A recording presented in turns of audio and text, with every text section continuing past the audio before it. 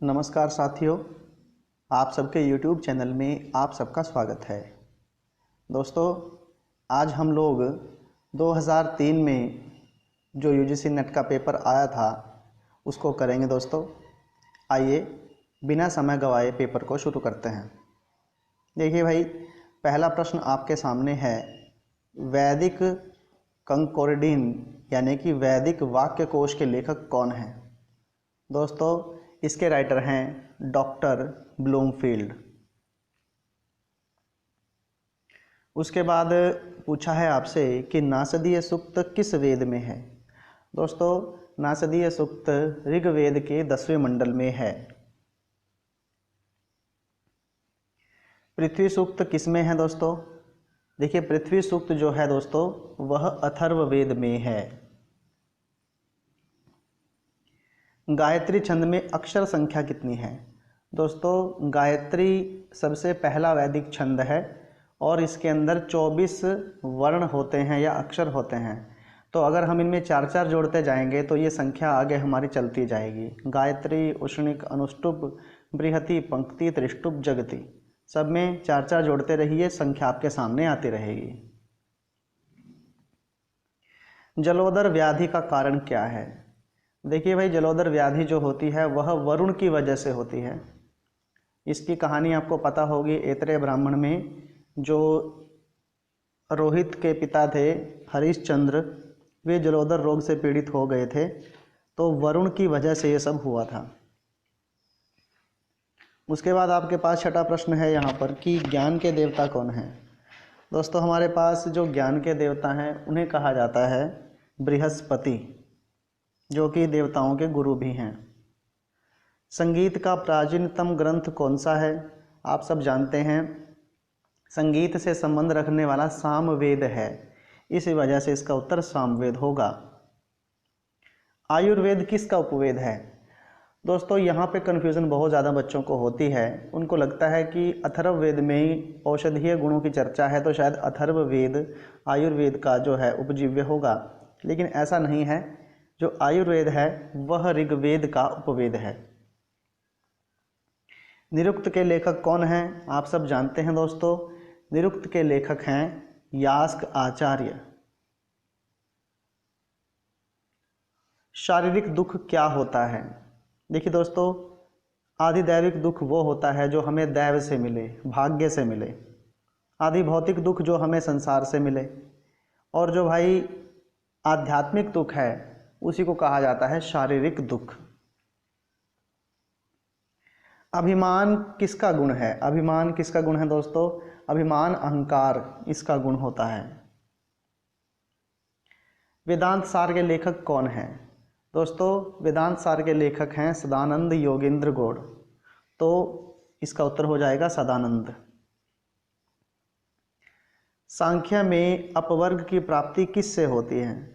ज्ञानेन अपवर्गः, ज्ञान से ही इंसान मुक्ति की ओर बढ़ता है, इसलिए इसका उत्तर हो जाएगा ज्ञान। सुबंत और तिङंत की संज्ञा कौन सी होती है?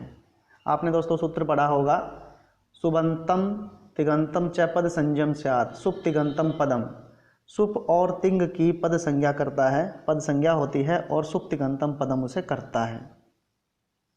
निष्ठा संज्ञा किसकी होती है? तो इसके लिए आपके पास सूत्र है कत कतवतु निष्ठा। कत और कतवतु जो ये प्रत्यय हैं, इनकी होती है निष्ठा संज्ञा। परः सन्निकर्ष, इस सूत्र से क्या संज्ञा होगी दोस्तों? संहिता संज्ञा। परः सन्निकर्षः संहिता। तर्क संग्रह के अनुसार कर्म का क्या लक्षण है? दोस्तों, कर्म का लक्षण होता है चलनात्मकम कर्म, तर्क संग्रह के अनुसार। येन अंग विकारः, किसी के अंग में अगर कोई विकार होता है तो वहाँ पर कौन सी विभक्ति होती है? याद रखिएगा, तो वहाँ पर होती है हमेशा तृतीया विभक्ति, येन अंग विकारः, इस सूत्र से। जैसे इसका एग्जाम्पल आप देखिए, होता है अक्षणाकाणः। अन्य पद के अर्थ की प्रधानता किस में होती है? देखिए दोस्तों, मैंने बताया भी था आपको, अव्ययी भाव में प्रथम पद होता है, तत्पुरुष में दूसरा होता है, द्वंद्व में दोनों होते हैं, और अन्य पद की प्रधानता होती है बहुव्रीहि समास में, तो हो जाएगा बहुव्रीहि समास। रूपस्य योग्यम का समस्त पद क्या बनेगा? रूपस्य योग्यम अनुरूपम, ये बनेगा इसका। अव्ययी भाव समास है। यथाशक्ति में कौन सा समास है? शक्तिम अनतिक्रम्य, शक्ति को लांघ कर, तो इसका भी हमारा होगा अव्ययी भाव समास। अब दोस्तों य का संप्रसारण क्या है? एक वीडियो पीछे पेपर की बनाई थी मैंने, उसमें बताया था कि जब हम यण को उल्टा कर देते हैं, यानी इक को आपको पता है यण करते हैं हम, तो जब हम ई उ री री की जगह पर य व र ल करते हैं तो वो तो हो जाता है यण, और जब यण से उल्टा हम इक की ओर आते हैं भाई, तो उसको कहते हैं संप्रसारण। तो अगर य को हम उल्टा कर दें तो वो ई बन जाएगा, संप्रसारण कर देंगे उसका। तो आपसे यही पूछा है अभी, य का संप्रसारण क्या है, यानी कि ई। ग्रीम नियम में भ का परिवर्तित रूप क्या है? ग्रीम नियम में भ को कहते हैं भाई, बनता है जो ब से बनता है, बी ऑप्शन सही हो जाएगा इसका। ध्वनि नियम कौन सा नहीं है? देखिए ग्रीम, ग्रासमन, वर्नर तीनों के ध्वनि नियम हैं, धातु नियम ध्वनि नियम में नहीं आता है। अग्निवर्ण कौन था भाई?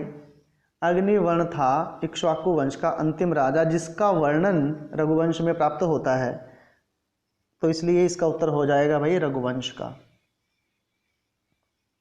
शुश्रूषस्व गुरुन्, यह श्लोक कहाँ पर है?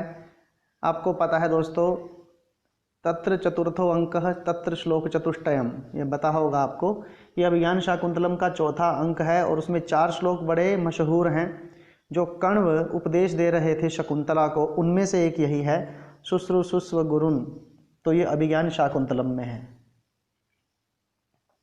सोमपा उपाधि किसकी है? सोम पीने वाला कौन है?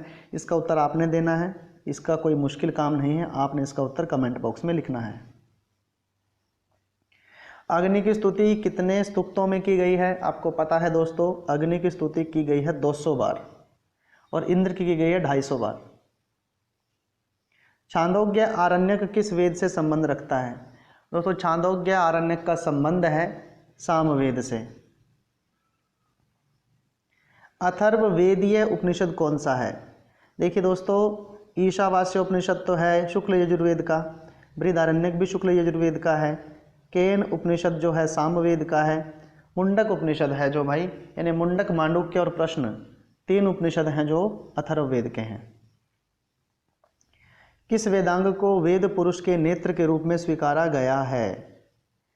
ठीक है, चंदौ पादौ तु वेदस्य, छंद जो हैं वो वेद पुरुष के पैर हैं, कल्प हाथ हैं, शिक्षा नासिका है और ज्योतिष उसकी आँख है। तो अब आप देख लीजिए, नेत्र पूछा है तो ज्योतिष हो जाएगा।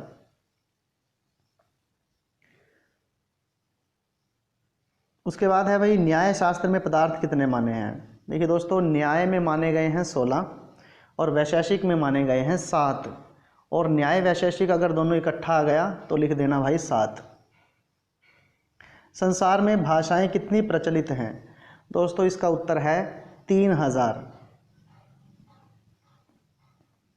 धृतुलसानाम किम भवति? दंतः।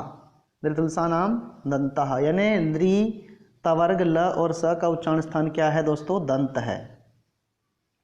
बुद्ध चरितम के लेखक कौन है भाई? कोई मुश्किल काम नहीं है, बुद्ध चरितम के लेखक हैं अश्वघोष। ये मैच करना है भाई आपने, कोई खास बड़ी बात नहीं है। रत्नावली में 4 अंक हैं, यानी अ का 2 हो गया, तो अ का 2 तो पहले ऑप्शन में ही है, उसी को टिक कर दीजिए। मानक भाषा किस परिवार की है? देखो भाई, मानक भाषा का जो कहते हैं वो मानी गई है सुडानी परिवार की। साधक तमम करणम किस सूत्र किस विभक्ति का है? करणम कर्ण होती है तृतीया, तो आपको पता है तृतीया विभक्ति का यह सूत्र है। अहंकार से क्या उत्पन्न होता है भाई? अहंकार से उत्पन्न होता है षोडश गण, 5 तन्मात्र गण और फिर 11 इंद्रियां, जिनमें 5 ज्ञानेंद्रियां होती हैं, 5 कर्मेंद्रियां होती हैं, एक होता है मन। वक्रोक्ति संप्रदाय के प्रतिष्ठापक क्या हैं, आपको पता है। वक्रोक्ति जीवितम लिखने वाले थे आचार्य कुंतक। मेघदूत में कौन सा छंद प्रयोग हुआ है, बहुत बार यह प्रश्न पूछा जाता है भाई। मेघदूत में जो छंद प्रयोग हुआ है वह है मंदाक्रांता। शांडिल्य विद्या आदिनी कौन सा कर्म है, दोस्तों शांडिल्य विद्या आदि जो है भाई ये उपासना कर्म में आते हैं।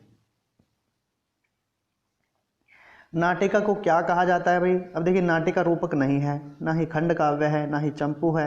चंपू होता है गद्य और पद्य का मेल, तो ये होती है जी उपरूपक। पंचीकरण का सिद्धांत किसका है, पंचीकरण का सिद्धांत आपको पता है, इसका उत्तर आपने देना है, सबसे आसान प्रश्न है यह।